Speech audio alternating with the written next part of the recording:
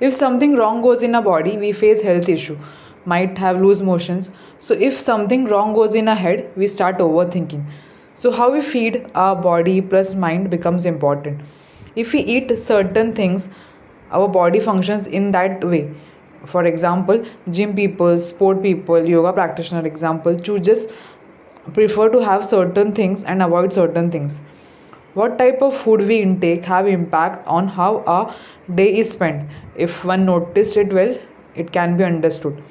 Do check the previous food video plus, because in that I think it will give you more clarification.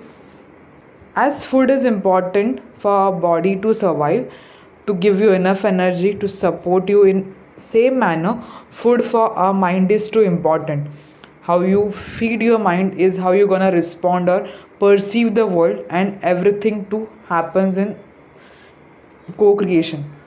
Certain practices will help you to become calm, certain habits will help you to develop, grow. I hope it helped you in some way. Check description too, there are some videos which I have shared.